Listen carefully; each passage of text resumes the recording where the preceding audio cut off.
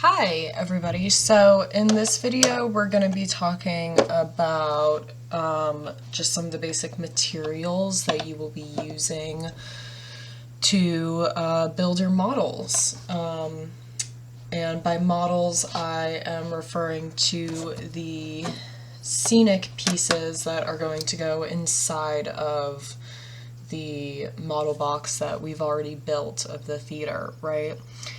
So the supplies that you're going to need are your cutting mat, the scale ruler, so that you can make sure that the set pieces that you're building are in scale. Remember, this model is being built in 1/4 inch scale. You can always find the scale at the end of the scale ruler.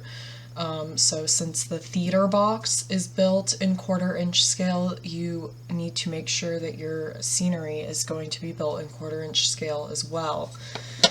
We also have our 18 inch, mine is shorter than your all's, but your 18 inch cork-backed metal ruler.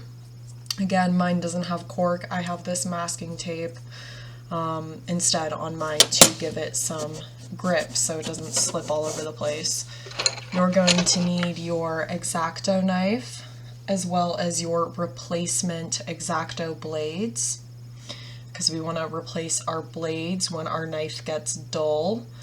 You can actually see here that my knife is a little dull right now. The quality of the camera isn't great, but I need a replacement blade soon. And then we want to have our container to hold our blades, as always, right? So some of the other materials that we haven't yet worked with, right, are going to be some of the other things that you got in your kits, okay? So the first is the black Foamcore, right? We've used the majority of this for our model box, the theater box, right? But you should have some scraps left over, so this is a great material to utilize. In the kits that you picked up from school, you also got some watercolor paper. I believe you may have done some sketches using your watercolor paper already, but this is also a really nice material for model building. I personally like to stay away from standard printer paper, right? Just because it's super thin. So usually watercolor paper, this is about the thinnest type of material that you really want to use for model building. And the next thing would be what is called illustration board, or sometimes crescent board. You'll see on the back it actually says the word crescent over and over.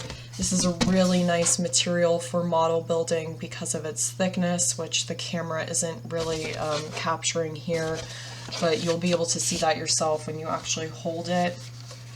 And cardboard as well, another great material for model building that I've talked a little bit about. I have a box here in my room that I've held on to for this purpose. So, you know, the first thing that you'll notice about all these different materials, right, between the watercolor paper and the crescent board and the cardboard and the Foamcore, is they're all different thicknesses. They're all different weights, they all have slightly different textures, and I like to use them for slightly different things. So in the following videos where we talk about how I like to approach building certain things, I will give suggestions for what materials to use. But as always, everything is kind of, you know, subjective with this stuff, and everybody has their own process and their own favorite materials, so I am going to encourage you all to, you know, explore and try different things to find what works for you. So that's it for our introduction to model building materials.